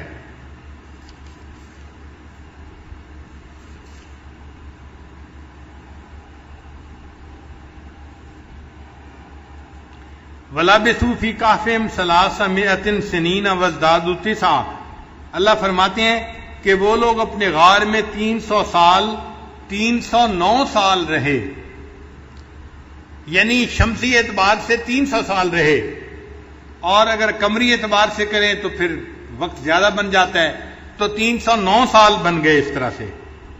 قُلِ اللَّهُ أَعْلَمُ بِمَا لَبِثُوا، اللہ ہی خوب جاننے والا ہے کہ وہ کتنی مدت رہے۔ لہو غیب السماوات والارض، اللہ کو آسمان اور زمین کے غیب کا علم ہے۔ اب صرف ہی واسمع، وہی دیکھنے والا ہے اور سننے والا ہے۔ ما لہم من دونہ من ولی، ان لوگوں کو اس کے سوا کوئی مددگار نہیں۔ ولا یشرک فی حکمہ احدا، اور وہ اپنے حکم میں کسی کو شریک نہیں فرماتا، یعنی اللہ اپنے حکم میں کسی کو اپنا شریک نہیں بناتا، صرف اللہ ایک ہی ہے جس کا حکم چلتا ہے، اس میں کوئی اس کا دوسرا شریک نہیں ہے۔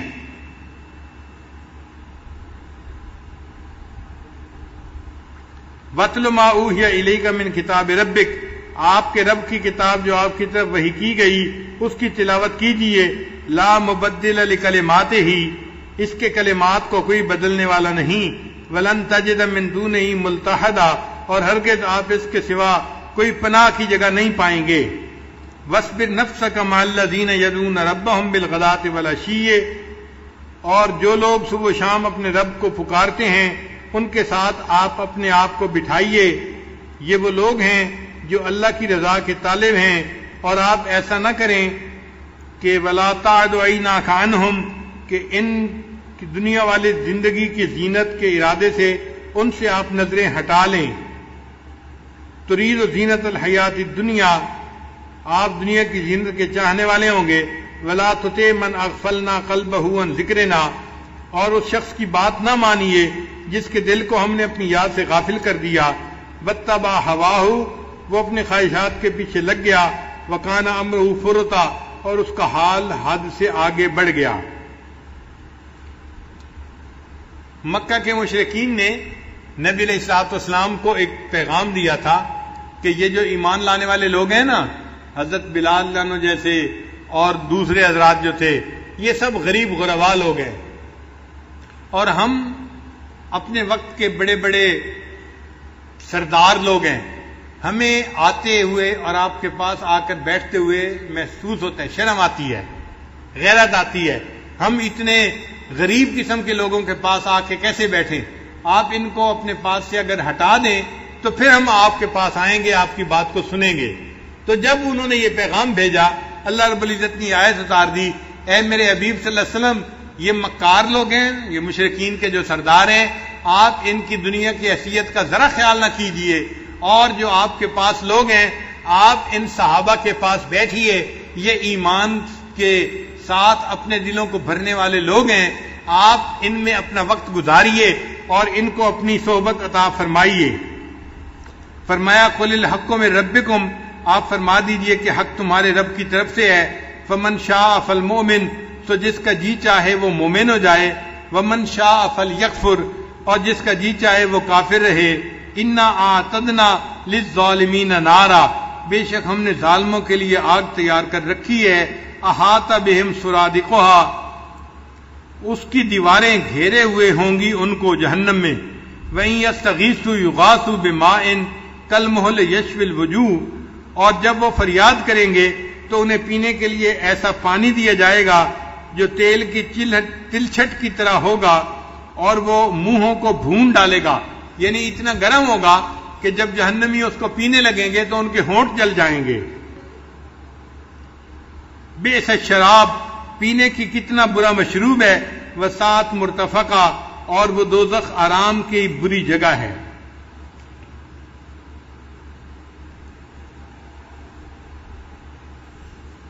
ان الذین آمنوا وعملوا الصالحات، بے شک جو لوگ ایمان لائے اور انہوں نے نیک اعمال کیے، انا لا نضیع اجر من احسن عملا، ہم ایسے لوگوں کے نیک اعمال کو ضائع نہیں کریں گے۔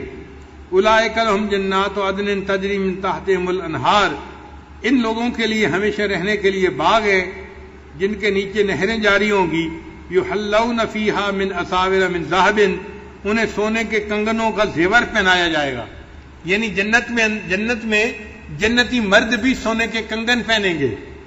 بعض طلباء اس بات پہ بڑے حیران ہوتے ہیں کہ بھئی مرد لوگ سونے کے کنگن پہنیں گے۔ ہاں بھئی، کہا سونے کے کنگن گیا ہے، مگر اللہ تعالیٰ وہ ایک ایسا زیور بنائیں گے جو مرد کو اچھا لگے گا۔ اب آپ دیکھیں، آج کسی بندے کو راڈو کی گھڑی مل جائے نا تو ایسے ایسے کر کے دکھا رہا ہوتا ہے دوسروں کو، بھئی یہ جو تم ہاتھ اوپر کر کے راڈو کی گھڑی دکھا رہے ہو، کیوں دکھا رہے ہو؟ تمہیں اچھی لگ رہی ہے نا۔ اور روڈو کی گھڑی بھی لیتے ہیں تو جس کے اوپر سونے کی تہ چڑی ہوتی ہے وہ لیتے ہیں کہ جی اچھی لگے۔ اس کا مطلب یہ کہ دنیا میں بھی ایسی چیزیں اچھی لگتی ہیں۔ تو اگر اللہ تعالیٰ نے جنت میں ایسے کنگن مرد کو پہنا دیے تو وہ مرد کو جنت میں بھی سجیں گے اور اچھے لگیں گے۔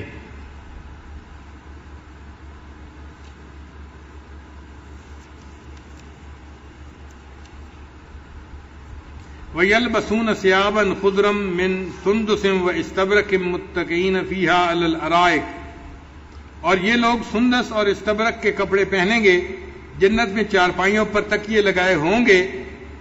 نعم الثواب، بہت اچھا بدلہ ہے۔ وحسنت مرتفقہ، اور آرام کی اچھی جگہ ہے۔ تو یعنی جو لوگ ایمان نہیں لائیں گے وہ جہنم میں جائیں گے اور ان کے لیے ٹھکانہ برا ہوگا، اور جو لوگ نیک اعمال کریں گے اللہ تعالیٰ ان کو جنت عطا فرمائیں گے، اور وہ جنت میں اللہ کی نعمتوں میں ہوں گے، اور ان کے لیے جنت بہترین ٹھکانہ ہوگی۔ یہاں تک اصحاب کہف کا جو قصہ تھا وہ پورا ہو گیا۔ اب اس کے بعد اگلا قصہ ہوگا، لہذا اس قصے کا درس ہم انشاءاللہ کل تک موقوف رکھتے ہیں۔ چند باتیں اور آپ کی خدمت میں عرض کر دیں کہ سورہ کہف کا لب لباب کیا ہے، اس کو سمجھنے میں اس عاجز کو تقریباً 2 سال لگانے پڑے۔ 2 سال سے سورہ کہف کی تفاسیر یہ عاجز پڑھ رہا ہے، اور الحمدللہ کہ تقریباً 20 سے زیادہ تفاسیر کا مطالعہ کیا، جن میں سے 30 تفاسیر اردو کی تھیں، باقی عربی کی تھیں اور ایک فارسی کی بھی تھی، اور فارسی کی جو تفسیر تھی اس سے سب سے زیادہ فائدہ ہوا، اور وہ فارسی کی تفسیر ہمارے سلسلہ کے بزرگوں میں سے ایک بزرگ گزرے ہیں، عبداللہ انصاری رحمۃ اللہ علیہ، افغانستان میں تھے، نقشبندی بزرگ تھے، ان کی تفسیر ہے کشف الاسرار و عدت الابرار، اس میں انہوں نے بہت نکات لکھے ہیں، دل خوش ہو جاتا ہے وہ تفسیر پڑھ کے۔ وہ تفسیر اس وقت کہیں مطبوعہ نہیں ملتی دنیا میں، کہیں مخطوطہ اس کا ملا، اور ہم نے اپنے بعض دوستوں کی مہربانی اور تعاون سے اس کو حاصل کیا، اور پھر اس سے پڑھ کر ہم نے کچھ نقطے نکالے، اور وہ انشاءاللہ آئندہ درس کے اندر آپ کی خدمت میں پیش کریں گے، تو آپ کو پوری صورت کے لب لباب کا پتہ چل جائے گا۔ اس کو سمجھنا ہی مشکل ہے۔ بہت دیر تک میں یہی سمجھتا رہا کہ سورہ کہف کا اصل مدعا وہ چند نوجوان تھے جو غار اور کہف کے اندر چلے گئے تھے، ہم اس کو سمجھتے تھے کہ یہ مدعا ہے اس کا پوری صورت کا۔ پھر بعد میں پتہ چلا کہ نہیں، اصل مدعا تو کچھ اور ہے، اور اللہ نے پوری صورت کو اتنے پیارے طریقے سے جو ہے نازل فرمایا ہے کہ انسان حیران ہوتا ہے۔ اب اس کا جو لب لباب ہے نا، اس کو کہتے ہیں سینٹرل آئیڈیا۔ کیا کہتے ہیں؟ Central idea. طلباء کہیں گے ہمیں بھی کیا مشکل لفظ کہنے سکھا رہے ہیں، یعنی وہ اس کا لب لباب ہے، اس کا مقصود ہے اس کا۔ تو وہ میں آپ لوگوں کو اس وقت بتا دوں تاکہ آپ 5-10 دن وہ لب لباب سنتے رہیں گے تو ذہن میں بات جم جائے گی کہ سورت کا اصل مقصود کیا ہے۔ یہ بات ذہن میں رکھیے کہ اللہ رب العزت انسان کو اس دنیا میں 8 قسم کے حالات سے آزماتے ہیں۔ کتنے حالات سے آزماتے ہیں؟ 8 طرح کے حالات سے، عزت سے، ذلت سے، صحت سے، بیماری سے، نفع سے، نقصان سے، خوشی سے اور غمی سے۔ یہ 8 حالات بن گئے، 8 طرح کے حالات۔ ہر بندہ ہر وقت ان 8 میں سے کسی نہ کسی ایک حال میں ہوتا ہے، یا صحت مند ہوگا، یا بیمار ہوگا، یا خوش ہوگا، یا غمزدہ ہوگا، یا عزت میں ہوگا، یا ذلت میں ہوگا، یا فائدے میں ہوگا، یا نقصان میں ہوگا۔ یہ 8 حالات ہیں جو بندوں کے اوپر عدلتے بدلتے رہتے ہیں۔ اگر ان 8 حالات کا لب لباب کرے تو وہ 2 حالات بنتے ہیں، یا اچھے حالات یا برے حالات۔ یہ دو مطلب تقسیم ہو گئی، یعنی 8 حالات کو اگر ہم اور تقسیم کریں تو کتنے حالات میں تقسیم کریں گے؟ 2 حالات میں۔ نفع کا حال، عزت کا حال، صحت کا حال، یہ اچھے حالات ہیں۔ ذلت کا حال، بیماری کا حال، نقصان کا حال، یہ برے حالات ہیں۔ تو تقسیم بن گئی 2 حالات کی۔ اچھے حالات میں اللہ بندے کو آزماتے ہیں اور کبھی برے حالات میں آزماتے ہیں۔ تو کتنے حالات میں اللہ بندے کو آزماتے ہیں؟ 2 حالات میں۔ 2 حالات کون کون سے؟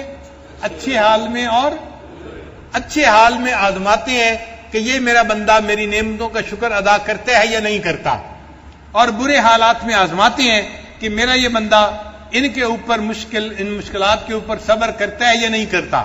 تو تمام جو یعنی امتحانات ہیں ان کا نچوڑ 2 پیپر بنے۔ 2 پیپر کون سے ہیں؟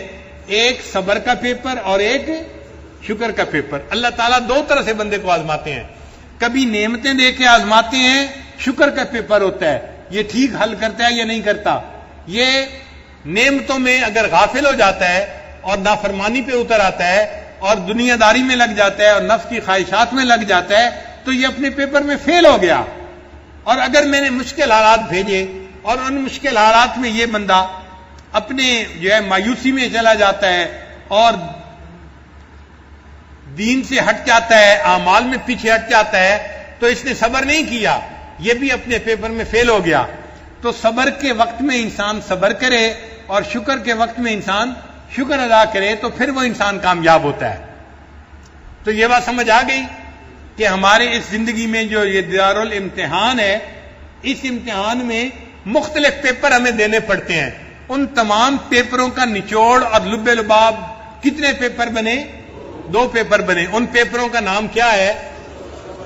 ایک شکر کا پیپر اور ایک صبر کا پیپر۔ یہاں تک بات اچھی طرح سمجھ آ گئی۔ اب اس سے اگلی بات سمجھیں۔ اللہ تعالیٰ نے جب حضرت آدم علیہ السلام کو پیدا فرمایا تو اللہ تعالیٰ نے بھی ان کو ان دونوں پیپروں میں آزمایا. ایک تو ان کو جنت میں رکھا کہ شکر ادا کریں، نعمتیں تھیں، اور ایک اللہ تعالیٰ نے ان کو ایک درخت کا پھل کھانے سے منع فرما دیا. یہ صبر کے پیپر تھا. تو کتنے پیپروں میں آزمایا آدم علیہ السلام کو؟ کون کون سے پیپر تھے؟ صبر کا اور شکر کا. تو شکر کے پیپر میں تو آدم علیہ السلام کامیاب ہو گئے، لیکن جو صبر کا پیپر تھا نا، اس میں شیطان نے قسمیں کھا کے ان کو دھوکہ دے دیا.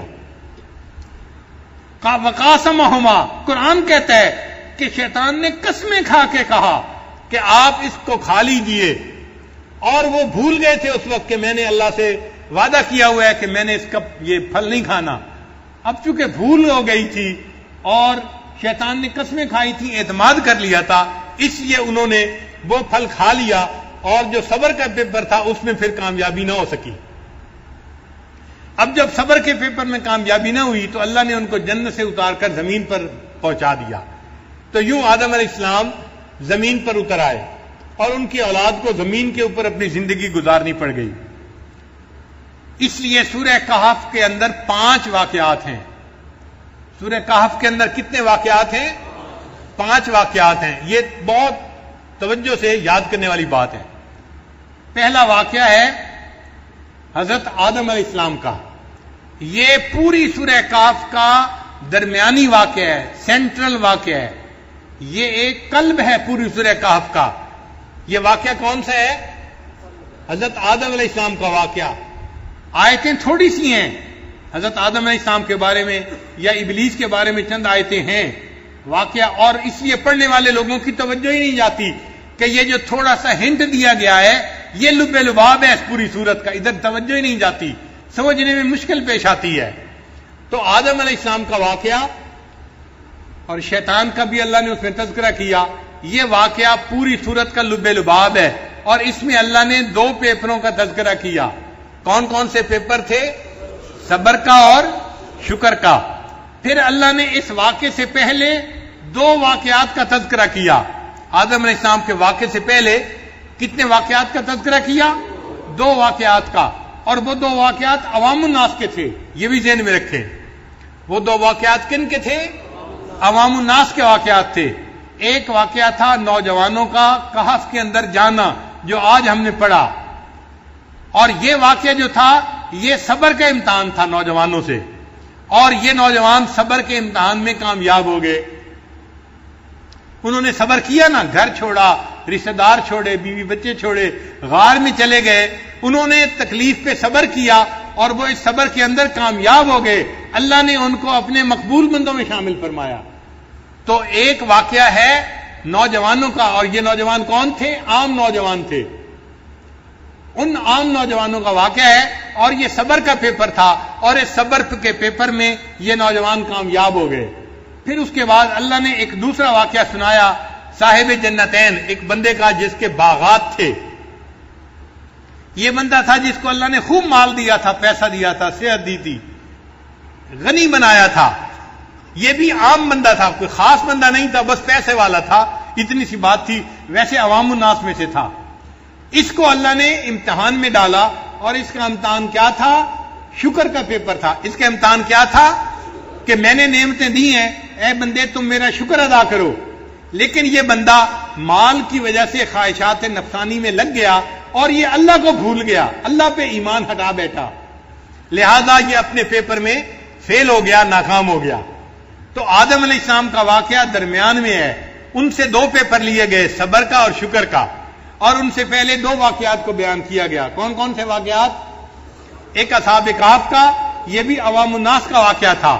اور ایک صاحب جنتین کا، یہ بھی عوام الناس میں سے ایک بندہ تھا، مگر مال والا تھا. مگر پہلا پیپر صبر کا تھا، اور دوسرا پیپر، پہلے والے بندے کامیاب ہو گئے اور دوسرے والا بندہ ناکام ہو گیا. پھر اللہ تعالیٰ نے آدم علیہ السلام کے واقعات کے بعد 2 واقعات کا اور تذکرہ کیا، اور یہ دونوں واقعات خواص کے واقعات تھے. یہ توجہ رکھیں، پہلے واقعات عوام الناس کے واقعات تھے، اور آدم علیہ السلام کے واقعے کے بعد 2 واقعات بیان کیے، یہ خواص کے واقعات تھے. کون کون سے خواص کے واقعات؟ ایک خواص میں سے سیدنا موسیٰ علیہ السلام کا واقعہ، جو کلیم اللہ تھے، اولو العزم رسول تھے، وہ خواص میں سے تھے، ایک ان کا واقعہ اللہ نے بیان کیا، اور ان سے بھی اللہ نے صبر کا پیپر لیا، اور ان کو بھی کہنے والے نے کہا تھا آپ صبر نہیں کر پائیں گے، اور نتیجہ واقعی کیا نکلا کہ انہوں نے سوال پوچھ لیا، اور واقعی ان کے اس پیپر میں بھی کچھ کمی رہ گئی۔ نبی علیہ السلام نے حدیث پاک میں فرمایا کہ اگر موسیٰ علیہ السلام صبر کر لیتے تو ہمیں اور زیادہ باتوں کا پتہ چل جاتا جو وہ علم والا بندہ ہمیں بتا دیتا۔ تو جو یہ واقعہ تھا یہ خواص کا واقعہ تھا۔ ان خواص میں کون خاص تھے؟ حضرت موسیٰ علیہ السلام جو کلیم اللہ تھے، جو اولو العزم رسول تھے، ان کے اوپر یہ امتحان آیا۔ امتحان تھا صبر کا، مگر واقعی صبر کا رکھنا مشکل تھا، کیونکہ واقعے کی تفصیلات ہی ایسی تھی کہ ایک بندہ ایک کام کو ہوتے دیکھ رہا تھا اور شرعاً بات سمجھ میں نہیں آ رہی تھی۔ ایک لڑکے کو کیوں قتل کیا جا رہا ہے، ایک کشتی کو کیوں سوراخ کیا جا رہا ہے، ایک دیوار کو بغیر اجرت کے کیوں بنایا جا رہا ہے، تو وہ پوچھتے تھے کہ کیوں کیا جا رہا ہے۔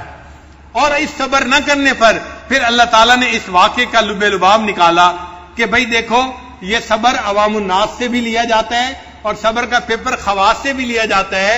کئی مرتبہ عوام الناس پاس ہو جاتے ہیں اور خواص پاس نہیں ہو پاتے، اور کئی مرتبہ خواص پاس ہو جاتے ہیں، عوام الناس پاس نہیں ہو جاتے۔ تو اصل مقصد بتانا یہ تھا، عام ہو یا خاص ہو، میرا امتحان سب کے لیے ایک جیسا ہے۔ میرے بندو تم سب بندے ہو اور میں تمہارا رب ہوں، لہذا تمہارے اوپر صبر کے امتحان آئے گا، تم نے بندہ بن کے صبر کرنا ہے، اور اگر شکر کا امتحان آئے گا تم نے میری تعریفیں کرنی ہے، میری حمد بیان کرنی ہے، میری اطاعت اور فرما برداری کرنی ہے۔ لہذا آدم علیہ السلام کے واقعات کے بعد پھر دو واقعات بتائے گئے، ایک واقعہ حضرت موسیٰ علیہ السلام کا اور خضر علیہ السلام کا ہے، اور دوسرا واقعہ ذوالقرنین، سکندر ذوالقرنین کا واقعہ، وہ بھی خواص میں سے تھا۔ کیوں کہ وقت کا بادشاہ تھا اور اللہ نے ان کو بڑا علم دیا تھا اور اللہ نے ان کو بصیرت دی تھی، اور انہوں نے اللہ کے حکموں کو جو ہے قائم کیا تھا دنیا کے اوپر۔ تو جو دین کو دنیا پر قائم کرنے والا بندہ ہو اور وقت کا بادشاہ بھی ہو تو وہ تو بڑا خاص بندہ ہوتا ہے جو شریعت کو قائم کرنے والا ہو۔ تو لہذا یہ بھی خواص کا واقعہ تھا، اور ان کے اوپر جو امتحان آیا وہ کس کا تھا؟ وہ شکر کا امتحان تھا کہ اللہ نے ان کو دنیا کی ہر نعمت عطا فرمائی تھی۔ اتبعہم سببا، یعنی جس چیز کی ان کو طلب ہوتی تھی اللہ ان کو وہ چیز پہنچا دیتے تھے، ان کو وہ چیز مل جاتی تھی۔ تو جب اتنی نعمتیں اللہ نے ان کو عطا فرما دی تو نفس تو ایسے بندے کو جو ہے غرور اور تکبر کے اوپر ابھارتا ہے، مگر ان کے اندر غرور پیدا نہیں ہوا۔ انہوں نے کہا کہ نہیں، سب کام کرنے والا میرا اللہ ہے اور ہم نے اپنے اللہ کی فرما برداری کرنی ہے۔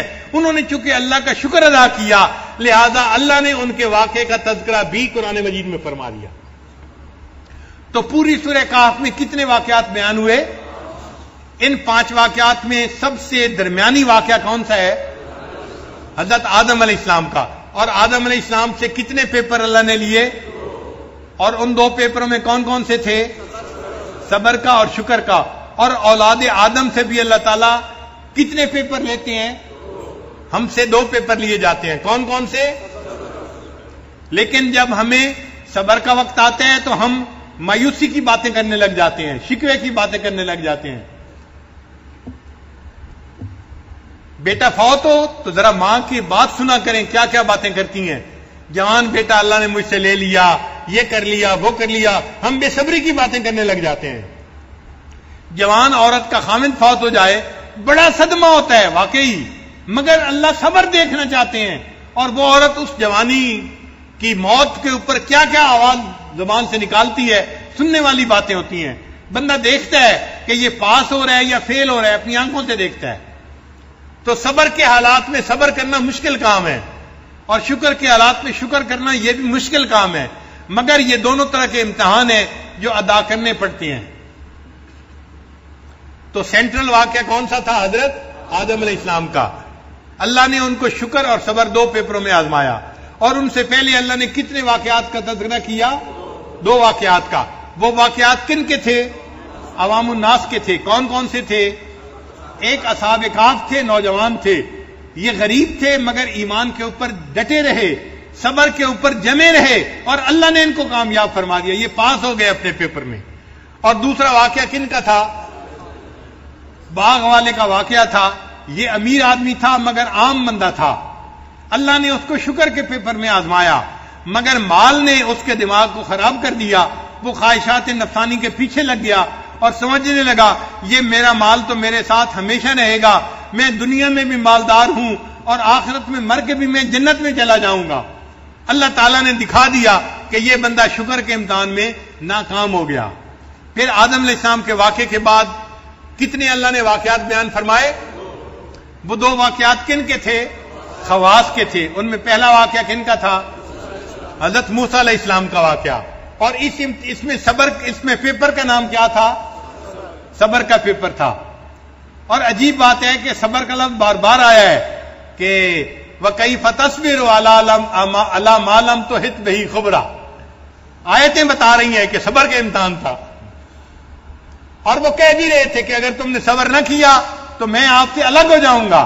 اور واقعی ایک وقت آیا کہ انہوں نے کہا هَذَا فِرَاقُ بَيْنِي وَبَيْنِكَ, میرے اور آپ کے درمیان اب فاصلہ ہے, اب جدائی ہے. تو یہ خواص کا امتحان تھا. اور کس کا امتحان تھا؟ صبر کا امتحان تھا. اور دوسرا واقعہ کن کا تھا؟ دوسرا واقعہ تھا سکندر ذوالقرنین کا. یہ کس کا امتحان تھا؟ شکر کا امتحان تھا. کیوں؟ اللہ نے ان کو خاص بنایا تھا. سکندر ذوالقرنین خاص کیوں تھے بھائی؟ وہ کوئی نبی تو نہیں تھے. پھر خاص کیوں تھے؟ بادشاہ تھے اور انہوں نے اللہ کے حکموں کو نافذ کیا تھا. جو بادشاہ ہو اور اللہ کی زمین پر اللہ کے حکم کو نافذ کرے وہ اللہ کا خاص بندہ بن جاتا ہے.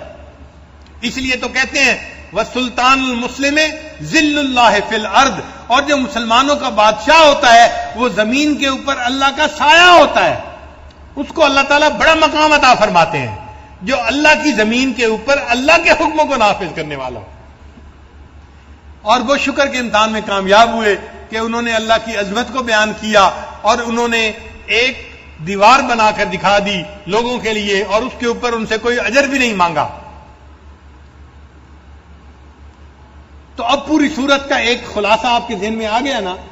اب اس خلاصے کو ذہن میں رکھتے ہوئے ہم ایک ایک واقعے کو لے کے چلتے رہیں گے. پہلے دن میں صرف واقعہ بیان کروں گا, جیسے آج صرف اصحاب کہف کا واقعہ بیان کیا ہے کہ واقعے کا پتہ چل جائے کہ واقعہ کیا تھا. پھر دوسرے دن اس واقعے کے نکات بیان کیے جائیں گے کہ اس واقعے کے اندر نکات کتنے ہیں. وہ نکات اصل ہیں جو سمجھنے والے ہیں. انشاءاللہ 5 واقعات ہیں, 10 دن اللہ نے دیے ہیں. ہم ایک دن واقعہ بیان کریں گے, ایک دن اس کے نکات بیان کریں گے. تو اللہ تعالیٰ 10 دنوں میں سورہ کہف کی یہ پوری تفصیل کرنے کی توفیق عطا فرما دیں گے. ہمیں اللہ تعالیٰ ایک طالب علم بن کر زندگی گزارنے کی توفیق عطا فرمائے اور ہماری اس طلب علم کو اللہ تعالیٰ